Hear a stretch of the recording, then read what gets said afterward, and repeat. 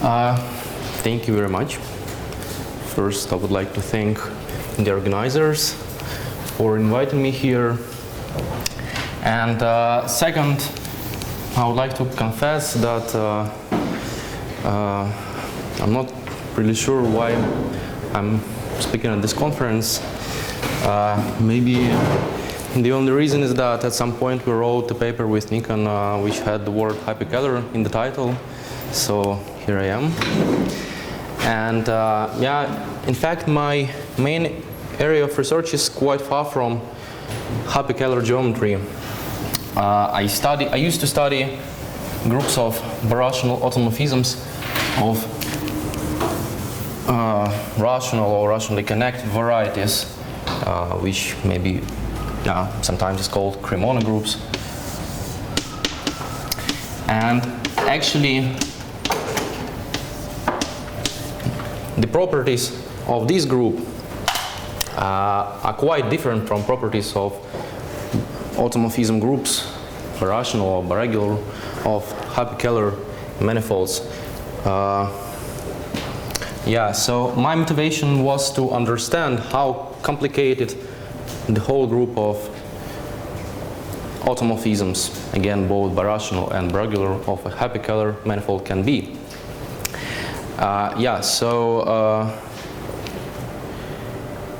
I think that mostly I will speak about biregular automorphisms of hyperkahler manifolds, but also maybe mention some results about birational ones. Yeah, so I want to start with K3 surfaces today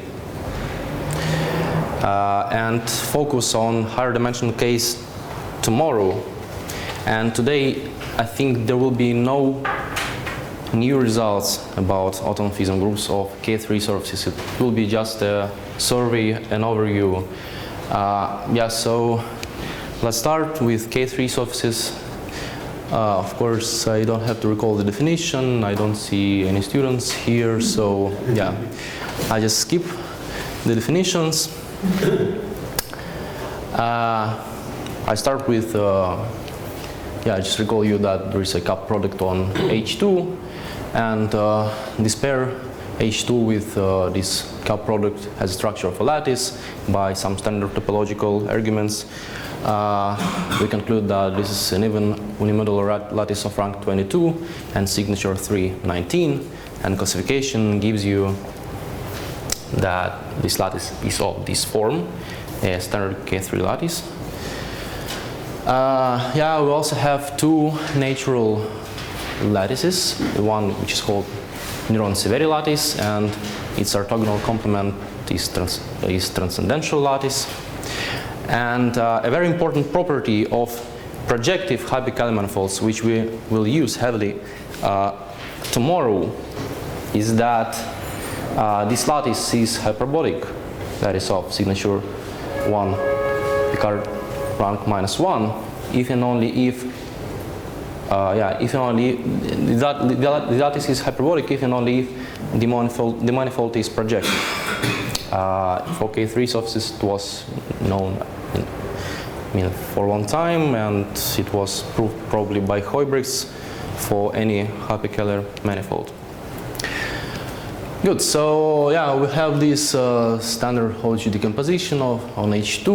We have a notion of Hodge isometry, and yeah, we have a very powerful global Torelli theorem, which says that two K3 surfaces are isomorphic if and only if there exists a Hodge isometry between their second cohomology groups with integer coefficients, and moreover if this isometry maps Kahler class to Kahler class, then there exists a unique isomorphism such that yeah, left star equals to phi.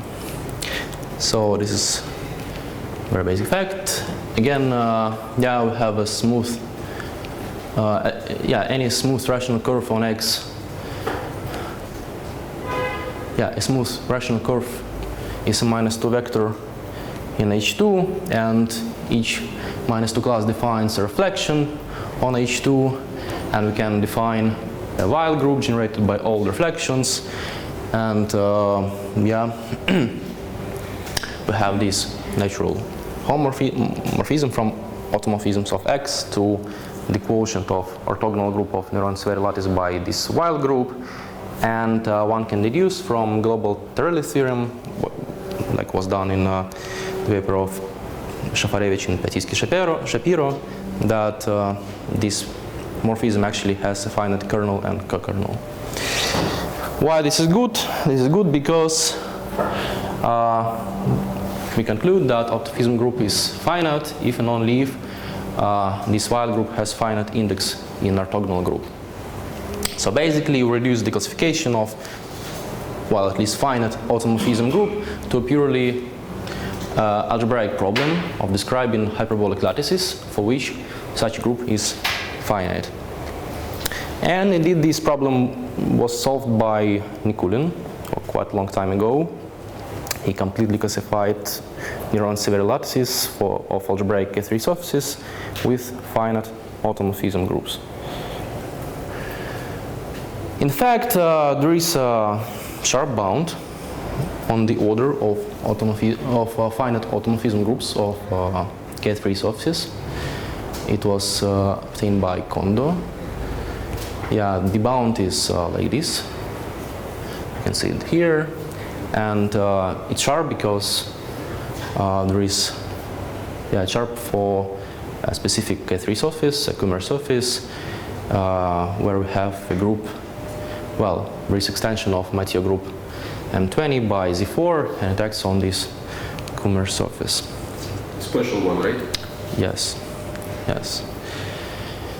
Yeah, what I want to notice here is that actually, okay, we have the following statement, that for a K3 surface, there is a bound on finite groups which can act on a K3 surface, okay? And this is actually a general effect, as already was mentioned by Andrea, that for any hyperkahler manifold, there are finitely many finite groups which can act on a hyperkahler manifold by automorphisms. And moreover,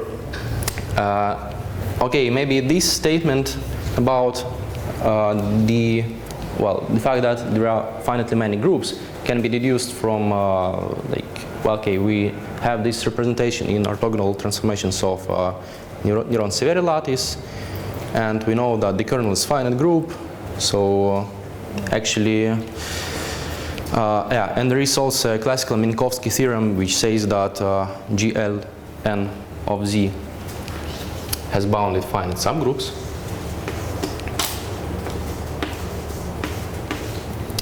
Right, so yeah, basically we immediately deduce that there is a bound on the order of finite subgroups which act on hyperkahler manifold. But a much more subtle issue is that actually there are finitely many conjugacy classes of finite subgroups, which is not which doesn't follow from existence of representation in such a group, because it's known that, for example, even if you take SL4 over Z, there exists a finitely generated subgroup inside, such that this subgroup has infinitely many conjugacy classes of elements 4. So, which one? What? Which one? Which group? Exists some finitely generated subgroup inside this group. But there exists, but it's not, well, I'm not sure that it's, well, I don't remember in any ways, but I'm not sure that, yeah, it's supposed to be complicated, yes. Okay, so, yeah, let's move further. Of course, when we talk about automorphisms of K3 surfaces, there is an important notion of symplectic automorphisms. We have this holomorphic 2 form, omega x on x. So we can, any automorphism, for any automorphisms, we can act on this form and obtain some multiple of omega x. So we have some homomorphism from auto X to C star. This is, of course, a group homomorphism. And if it is alpha of G is 1, we say that G is symplectic automorphisms. And again, there is a very classical business concerning symplectic automorphisms of K3 surfaces, and you couldn't prove that the order is at least 8. And Mukai determined all maximal finite groups of symplectic automorphisms. Yeah, and again, they connected to Mathieu groups. Okay, so this is very classical stuff, which maybe should be mentioned when we talk about automorphisms of K3 surfaces. Now let's move to something more interesting, to generic case. In fact, generic analytic K3 surface is non-algebraic with trivial Picard group, and yeah, they dance in a model space, and it turns out that their geometry is much simpler than the geometry of algebraic K3 surfaces, philosophically speaking, because of we have no curves there. And in fact, for such surfaces, there is a complete understanding what can be automorphism group. It was obtained by Agiza in 2008. So for a K3 surface with Picard number 0, automorphism group is either trivial or isomorphic to Z. And moreover, this Z case happens only for countably many K3 surfaces. In fact, Agiza proved this for not projective hyperkahler manifolds, so in much more general settings. And I will talk about this maybe next time a bit. Yeah. Sorry, is it true that in the latter case, the automorphism group is generated by an automorphism which has a Z disk or something? Yeah, I mentioned this. Yeah, indeed. Yeah. Yeah, I'm interested. There are also non-algebraic K3 surfaces which has non-dimensional Picard, so they admit Lagrangian operation. Yes. So, is there anything known about automorphisms? I think I saw some results about this again, Agiza. Yeah. So here it is important that Picard is right? Yeah. I think something is known, but I can't tell you precisely. Yeah. Okay. Yeah. Indeed, behind this theorem of Agiza, there is some interesting topic which has something to do with dynamics.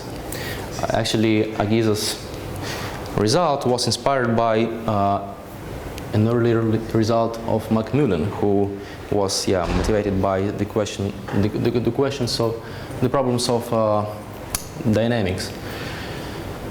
So let me briefly sketch what is this about. So I recall you that there is a notion of Salem polynomial. It's an irreducible monic polynomial with integer coefficients, such that it has such a specific set of roots.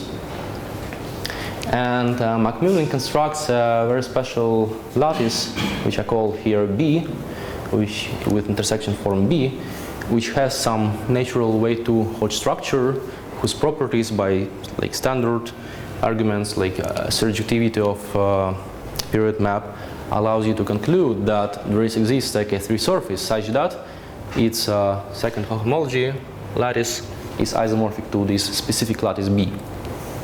And moreover, he constructs again a very special isometry from B to B, whose minimal polynomial is the Salem polynomial. And now it's easy to conclude that for such a surface we have that Neron-Severi group is trivial, because if it's not trivial, then consider the Q-linear extension of of F, and since it has to preserve Neron-Severi lattice and transcendental lattice, it should be reducible, which is not the case, which is in fact irreducible. Yeah, and in fact, he shows, Macmillan shows that there exists an automorphism such that, an automorphism F such that F star is this specific isometry. Okay, so let's back to this homomorphism corresponding to taking symplectic involutions. The claim is that if rho is 0, then this morphism is actually injective. Let's see why. Well, assume that we have some automorphisms such that it preserves omega x. Yeah, so we have something in the kernel. Then F star has eigenvalue 1, and we can consider a primitive sublattice like this, and we've seen that this is non-empty, and moreover contains omega x. But we recall that the transcendental lattice of AK3 surfaces is a minimal primitive sublattice such that omega x belongs to the complexification, which means that T coincides with Tx, and since rho is 0, it actually coincides with H2, so F star is identity, and by global Torelli, again, F should be the identity. So for K3 surfaces, we have basically an inclusion for K3 surfaces with rho equal to 0, we basically have an inclusion in C star.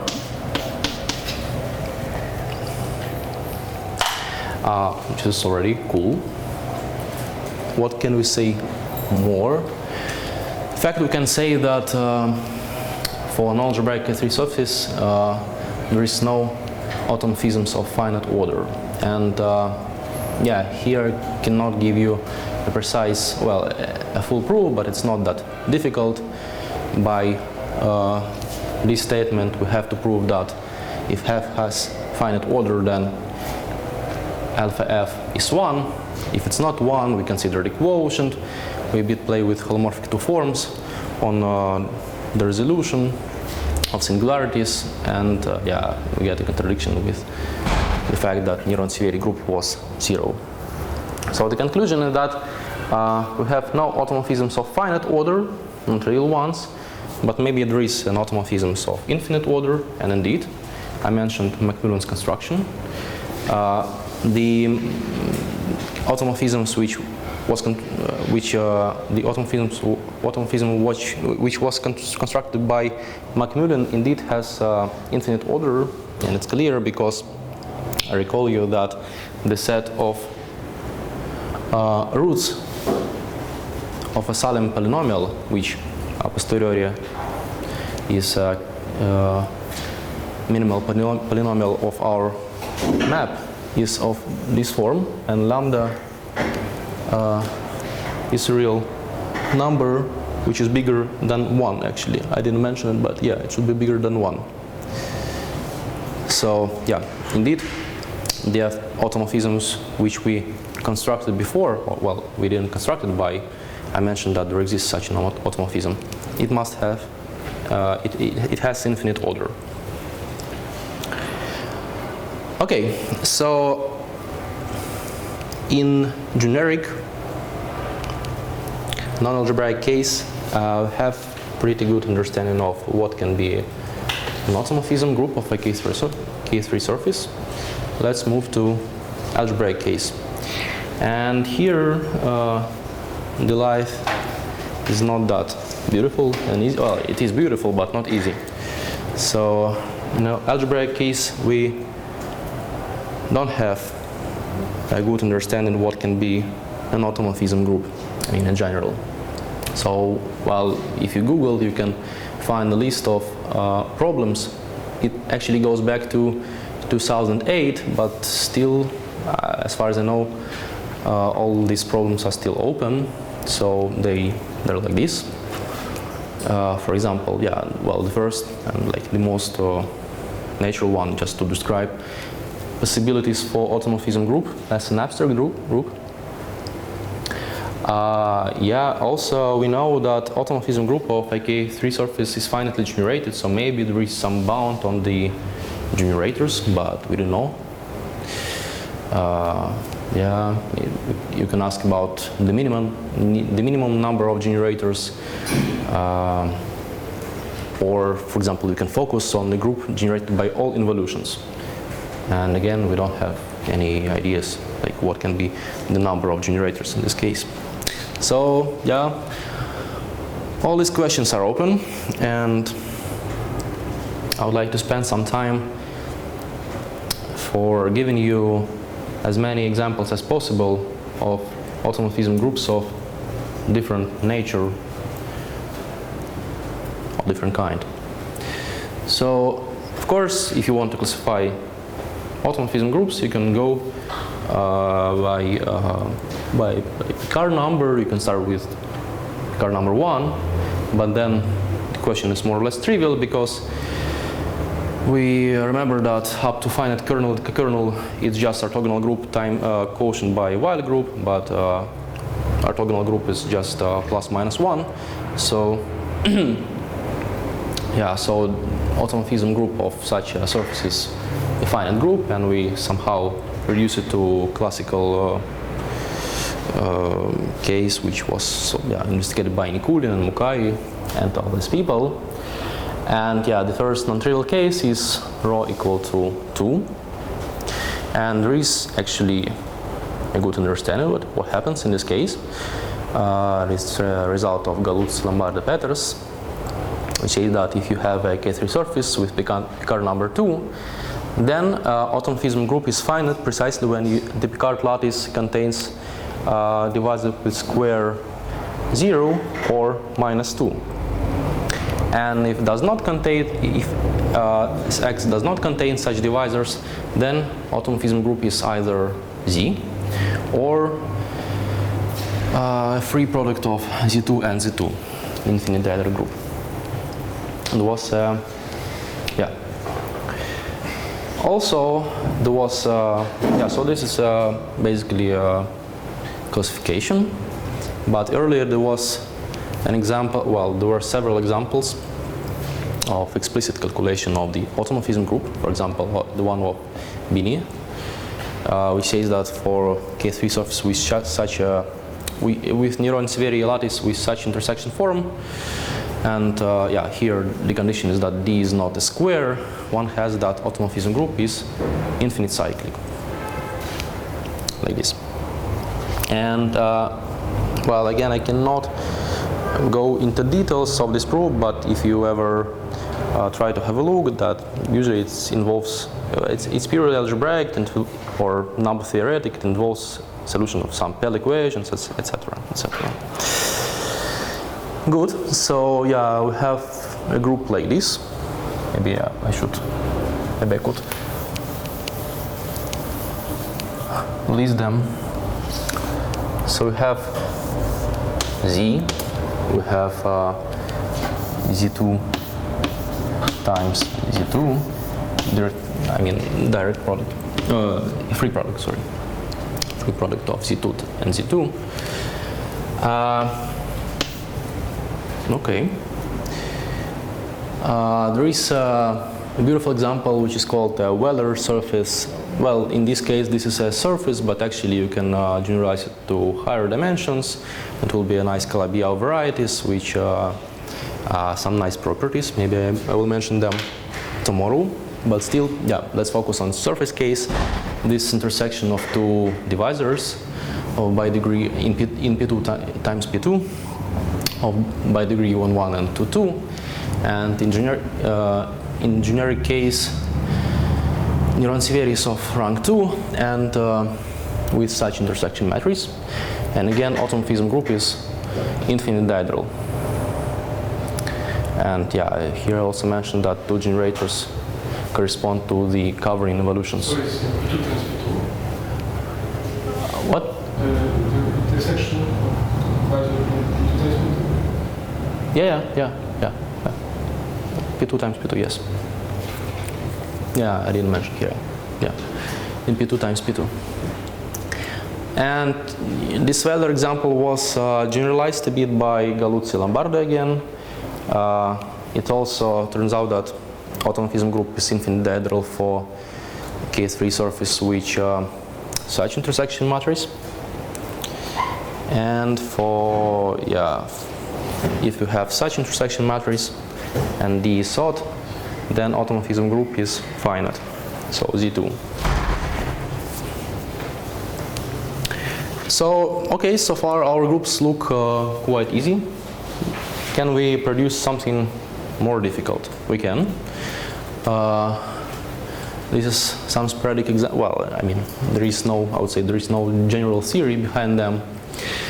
So, first you can classify actually automorphism groups of Kummer surfaces associated with the product of two elliptic curves, which was done by Keown and Kondo. And also there is a nice result of Winberg. It goes back to an old paper of Sciode and Inuze.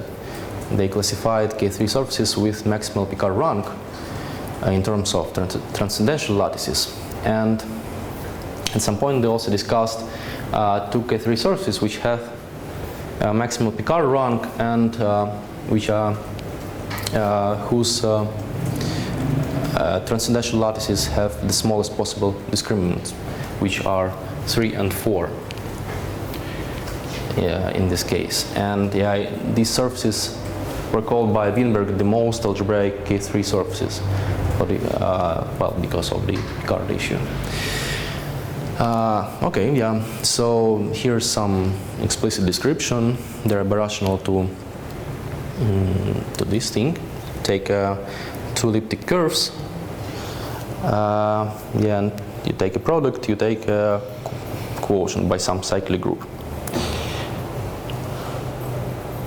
And Winberg calculated automorphism groups of these surfaces, and they look like this. So actually much more difficult. So for discriminant 4, this is some extension of such big group by Z2.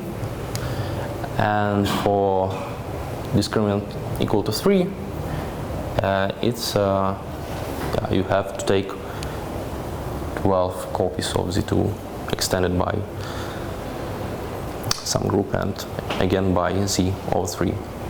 And yeah, the result is basically, well, explicit calculation of this group using the theory of reflections in Lobachevsky space.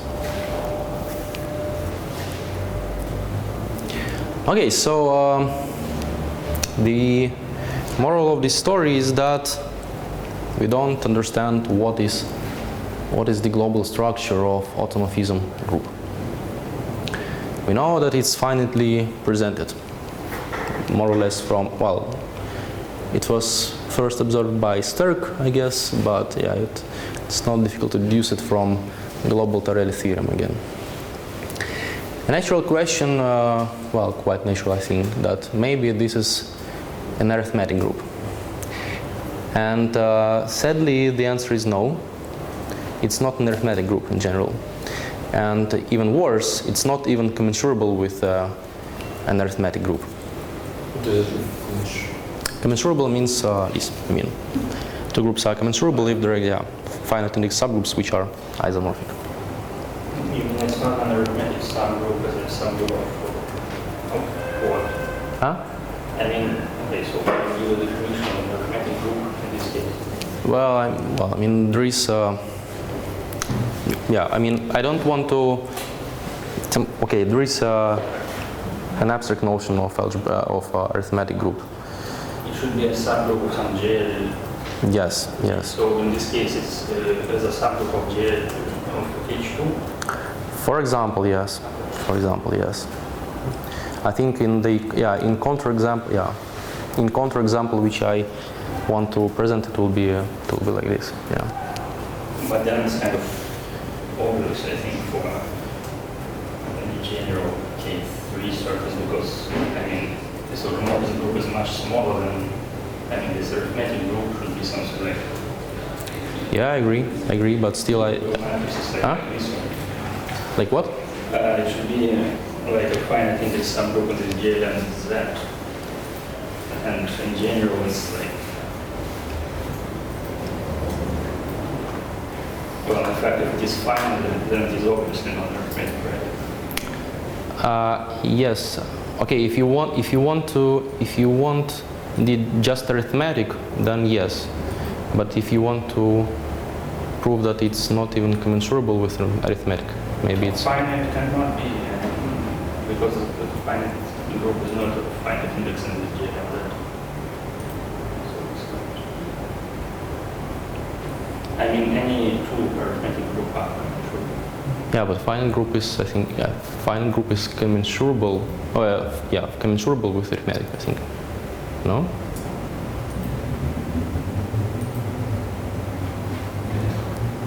I mean, if you take a finite group of J, a subgroup of J and Z, it's not a finite index in it. No, a trivial group is not a finite index in lattice. Okay.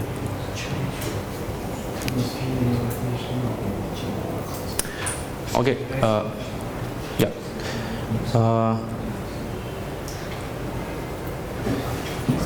Okay, I have to think, but still, let's see the counterexample. The counterexample goes back to Tatara work. Okay, his counterexample is quite specific. It's a double cover of P1 times P1, ramified over some curve. Of course, we will not analyze the properties of the surface. The statement is that its automorphism group is not commensurable with should be arithmetic group.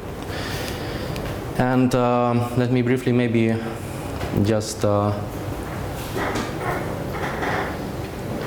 sketch the proof. The main point is a purely algebraic result. That if you have a hyperbolic lattice and you have some group inside orthogonal transformations of this lattice, and assume that this is a subgroup of infinite index, and also assume that G contains Z to the power n minus 1 as a subgroup of infinite index, then you can show that G is not commensurable with an arithmetic group.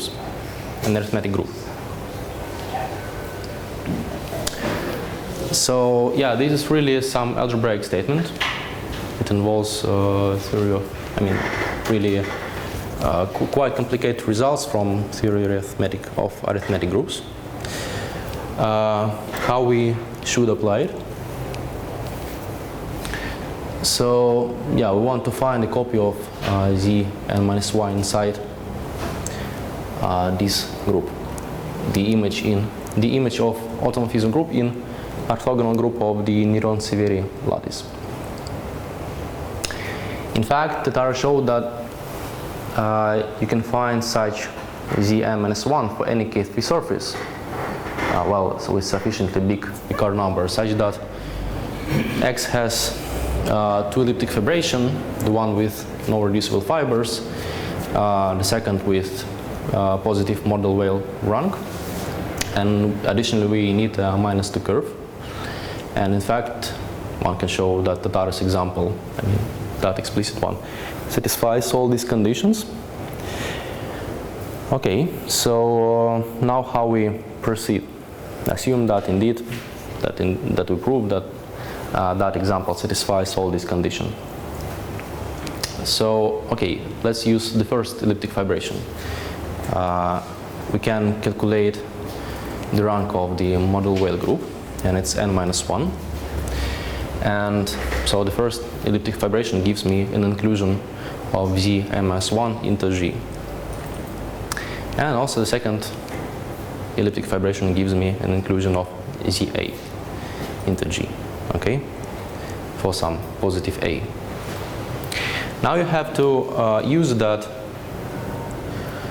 actually this model Weyl group, okay, when you when you look at the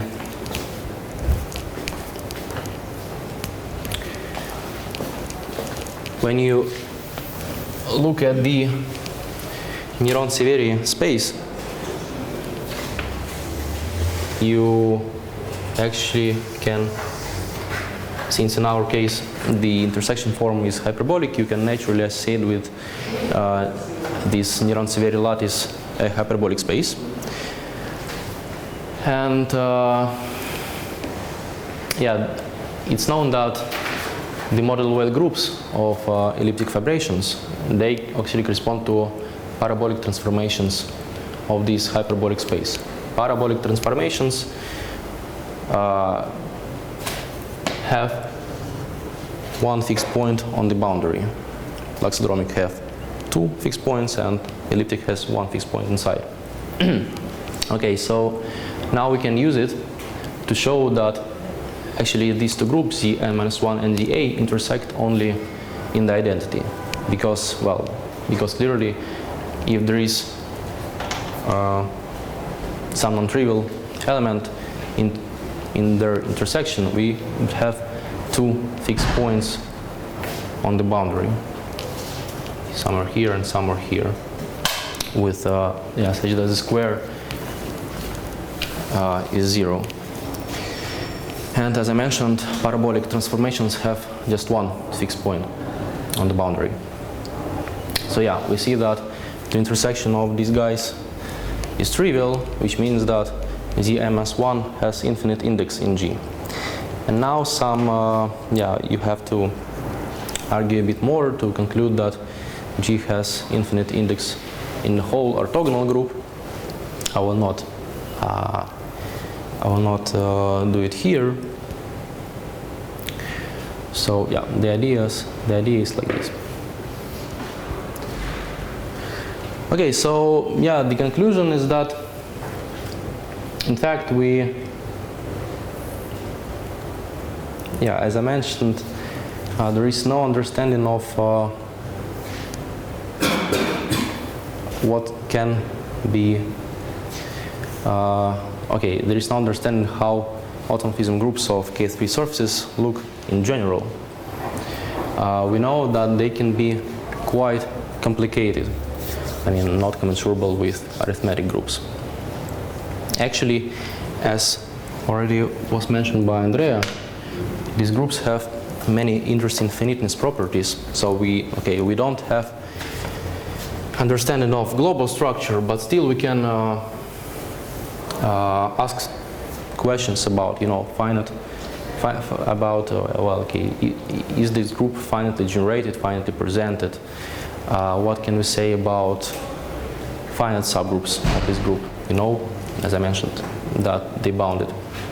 You can ask a lot of questions which have analogous in linear algebra, for linear algebraic groups like Tits alternative and so on. And I'm going to speak about this next time. So the goal for next time is to convince you that for hyperkahler manifolds, at least for projective ones, there is some hope to understand the global structure of automorphism groups using some techniques coming from geometric group theory. So, for example, I mentioned that, we actually saw in examples where we had the group of integer numbers inside automorphism group. Okay, we had some free group inside. Okay, one can ask, for example, consider maybe we can cook up something using this group, like the group of the form F, where F is free, and form some, just use some standard group theoretic construction. For example, consider some extension like this semi-direct product of this free group by Z. Can such a group act on hyperkahler manifold? We will see that actually not really. I mean, there are some constraints for this group to act on hyperkahler manifold. I mean, sometimes it can act but okay, one can find such phi such that such group cannot act on a hyperkahler manifold on project 1 by automorphisms. And behind this, indeed, we have some arguments coming from geometry group theory, or another maybe advertisement. As an advertisement, there is a very classical group which is called Baum's-like solitary group, which is defined, which is just two generated like this, A, B, with a very simple relation, B minus 1 A M B equal to AN. And we will show that this group almost never act on hyperkahler manifolds in such simple groups. Okay, so I think for today I'm done. And yeah, as I promised, tomorrow we will go to hyperkahler manifolds to higher dimensional ones, and we will observe some finiteness properties for automorphism groups of these manifolds.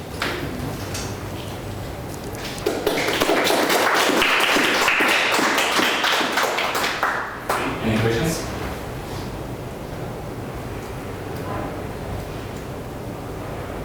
I can ask you tomorrow also, but probably you can see today. So can you generalize these results to singular symplectic varieties? To singular. I mean, your hyperkahler manifolds are smooth, but there is a notion of a singular symplectic variety, and in, for example, H2 has biregular mole form, so everything is very similar. Well, it really depends on, well, I'm not a specialist, it really depends on what do you have for such varieties, but if you have everything, then yes, you can. Yeah, you have quite a lot essentially. Okay. Probably the results also apply more generally. Okay, that's cool. I don't know, I suppose that if you said about joiner group theory, needs some metric properties at least. Is it? No, actually, the no, it basically has nothing to do with the geometry. Well, It's really good theory of hyperkahler. yeah, I see. That's okay. It's basically yeah. It's really about neuron-sphere lattice, yes. But there's not a problem with Keller phones, for example. Yeah, so does this, I mean, it could be actually generalized to this singular case? You mean commerce? Yes. So it does. So in this, in automorphisms or birational ones?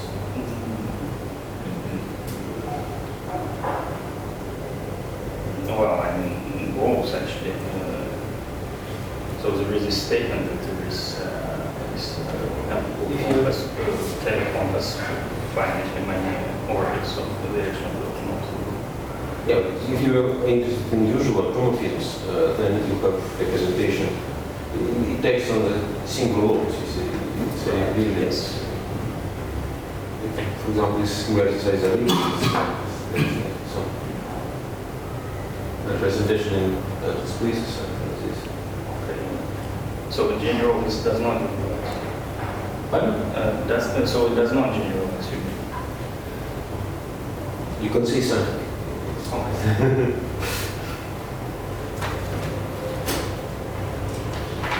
Questions? If not, let's thank Egor again.